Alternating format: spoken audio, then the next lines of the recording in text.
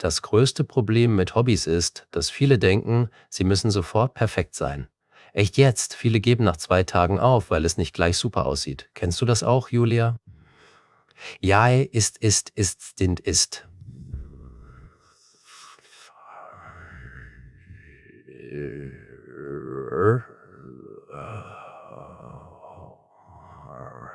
Ich müssen sofort perfekt sein, mich dann einsetzt.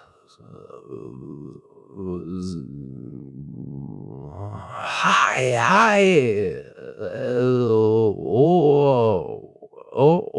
Total. Und weißt du was? Ich habe neulich gelesen, 60% der Leute schämen sich ein bisschen für ihr Hobby. Also, sie erzählen es nicht gern, weil sie Angst vor dummen Kommentaren haben. Verrückt, oder? Ja, und dabei sind Hobbys doch für uns da, zum Entspannen und Spaß haben. Wenn wir da Druck machen, geht der Spaß weg, ganz schnell sogar. So, hallo zusammen und schön, dass ihr wieder dabei seid.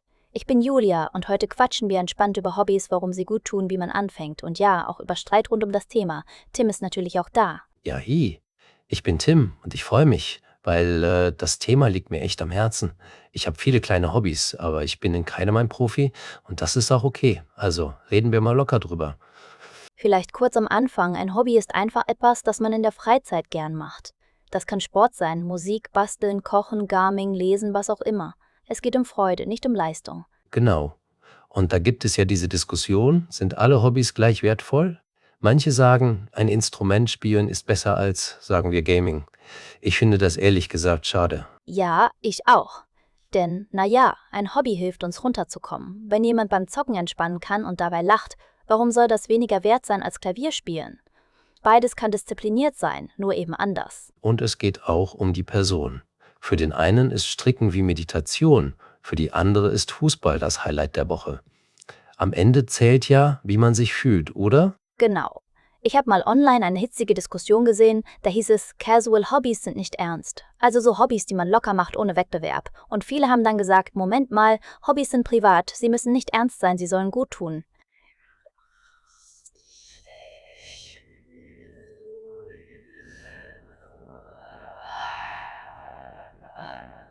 Die Keitstaubetheit ist man seit einer Taubetheit bei fast ost bei ihm müsstest, dass man nicht einer Taubetheit.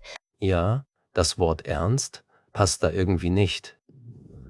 Wenn man nur noch an Leistung denkt, ist es doch Arbeit. Für mich ist ein Hobby wie ein kleiner Urlaub im Kopf. Kein Chef, kein Muss, einfach Zeit für mich. Was viele am Anfang falsch machen, ist, sie glauben, sie brauchen gleich teure Ausrüstung. Beim Zeichnen zum Beispiel teure Stifte, besondere Papiere und dann hat man Angst, etwas falsch zu machen. Dabei reichen am Anfang ein einfacher Stift und normales Papier. Auf jeden Fall. Ich habe mit Gitarre so angefangen, eine alte, gebrauchte Gitarre von einem Freund. Ich habe jeden Tag 5 Minuten gespielt, wirklich nur 5 Minuten. Das war kurz, aber ich bin dran geblieben. 5 Minuten sind super, weil es niedrig ist, also leicht zu schaffen. Man macht die Hürde klein, ja? Und wenn es Spaß macht, werden aus 5 Minuten plötzlich 10 oder 20. So wächst man ohne Stress. Viele denken auch, Kreativität ist ein Talent, das man hat oder nicht. Ich höre oft, ich kann nicht zeichnen. Aber niemand kann sofort toll zeichnen. Übung macht viel und Fehler sind normal, sogar wichtig. Genau, Fehler sind Lernschritte.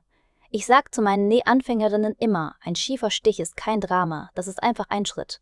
Und manchmal sieht gerade das Unperfekte total charmant aus. Apropos charmant, ich habe eine lustige Story.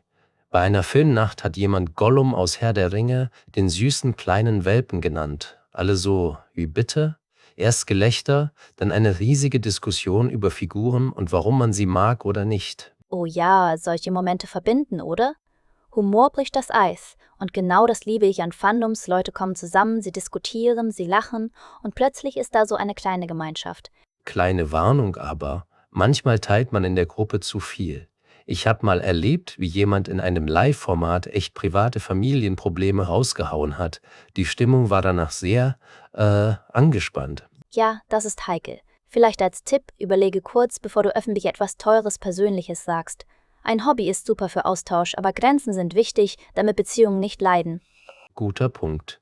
Wollen wir mal Tipps sammeln, wie man ein Hobby findet oder wieder anfängt? So ganz praktisch, Schritt für Schritt, aber ohne Druck. Gern. Erstens, hör in dich rein. Was hat dir als Kind Spaß gemacht? Tanzen, Malen, Lego, Geschichten. Oft ist das ein Hinweis. Ein kleines Gefühl sagt dann, probier das mal wieder. Zweitens, starte klein. Wie gesagt, 5 Minuten pro Tag reichen. Oder jeden zweiten Tag 10 Minuten. Lieber regelmäßig kurz als selten lang, das fühlt sich leichter an. Drittens, setz dir ein Mini-Ziel. Nicht ich werde perfekt, sondern ich male heute eine Kaffeetasse oder ich lerne 3 Akkorde. Kleine Ziele geben schnell ein gutes Gefühl. Viertens, budgetfreundlich halten. Sag dir, ich gebe im Monat 10 Euro für mein Hobby aus. Das kann schon viel sein. Es gibt Bibliotheken, Tauschbörsen, Segentand, das hilft richtig. Fünftens, Mindfulness, also Achtsamkeit, mal ausprobieren. Das heißt, du achtest bewusst auf die Sinne. Beim Nähen hörst du das Surren, spürst den Stoff, riechst vielleicht das Waschmittelphon, das beruhigt und macht das Hobby noch tiefer. Ich hab das beim Kochen. Ich höre das Knistern in der Pfanne, rieche die Gewürze und plötzlich bin ich total im Moment. Da vergesse ich Stress, echt. Das ist wie ein kleiner Reset. Sechstens, Gemeinschaft suchen. Es gibt Gruppen im Viertel, Kurse oder auch Online-Foren. Und wenn es nichts gibt, starte selbst etwas Kleines. Zum Beispiel eine Challenge, 30 Tage lang jeden Tag 5 Minuten üben. Ja, so eine 30-Tage-Challenge ist super, aber mach sie inklusiv. Also offen für Anfänger und Fortgeschrittene ohne Bewertung. Vielleicht teilt man jeden Tag ein Foto von dem Prozess, nicht nur vom perfekten Ergebnis. Das ist wichtig, den Prozess zeigen. Viele posten nur das Endbild und dann fühlt man sich klein. Wenn man auch Skizzen und Fehlversuche teilt, sehen alle, aha, so entsteht Kunst oder Musik. Das motiviert. Aber ey.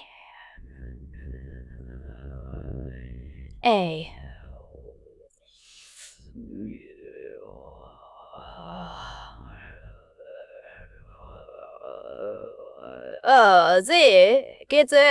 Und falls jemand sagt, dein Hobby ist doch nichts wert, dann atme einmal tief durch. Frag dich, tut es dir gut, dann ist es wertvoll. Du musst dich nicht rechtfertigen. Genau, und man kann freundlich antworten, für mich ist es Entspannung, Punkt. Ich finde, Respekt ist hier das Zauberwort. Kein Vergleichen, kein Runtermachen. Was sind denn deine aktuellen Hobbys, Julia? Also jetzt gerade diese Woche so. Okay, aktuell. Ich backe Sauerteigbrot. Das macht mir total Spaß. Und ich habe wieder mit Aquarell angefangen, ganz einfach, kleine Blumen und Tassen. Es ist ruhig und bunt, das gefällt mir. Klingt gut. Bei mir ist es Kochen, wie gesagt, und ein bisschen Ukulele. Die Akkorde sind einfach, aber es macht sofort gute Laune. Wenn ein Lied klappt, ist der Tag gerettet. Weißt du, was noch hilft? Eine feste Zeit? Zum Beispiel jeden Abend nach dem Essen 15 Minuten malen oder spielen. Wenn es im Kalender steht, vergisst man es nicht so leicht. Stimmt. Und wenn man mal keine Lust hat, ist das auch okay. Dann macht man nur 1 Minute. Oft kommt die Lust nach der ersten kleinen Aktion zurück. Wenn nicht, Pause, kein Drama. Was sagst du zu Wettbewerben? Manche lieben das ja, andere kriegen Stress. Ich sag, wenn es dich pusht und Spaß macht, super. Wenn du Bauchweh bekommst, lieber lassen. Ein Hobby darf knistern, aber es soll nicht brennen, weißt du? Schön gesagt. Und bitte nicht alles posten, um Likes zu bekommen. Erst machen, dann fühlen, dann entscheiden, will ich das teilen? So bleibt das Hobby mein Freund, nicht mein Boss. Guter Spruch. Und wenn man Feedback will, kann man darum bitten, konstruktive Tipps bitte. Also Tipps, die helfen, ohne zu verletzen. Man kann auch sagen, was man gerade übt, damit die Leute gezielt antworten. Noch ein praktischer Miniplan zum Start. Tag 1. Materialcheck, ganz simpel. Tag 2. 5 Minuten ausprobieren. Tag 3. Ein kleines Ziel setzen. Tag 4. Jemanden fragen, ob er mitmacht. Tag 5. Kurz feiern, egal wie klein der Fortschritt ist. Und wenn was peinlich läuft, lach drüber. Ich habe mal im Park Ukulele gespielt und bin mitten im Lied rausgeflogen. Ich habe einfach gegrinst und neu angefangen. 2 Leute haben mitgeklatscht, es war nett. Ja, Humor rettet vieles. Und nochmal zur Debatte, Hobbys sind nicht gleich. Ich finde, Vielfalt ist die Stärke. Ein Chor lernt Disziplin, beim Garming trainiert man Reaktion und Teamplay, beim Basteln Geduld. Alles hat seinen Wert. Genau. Und psychisch hilft es auch, also für die Seele.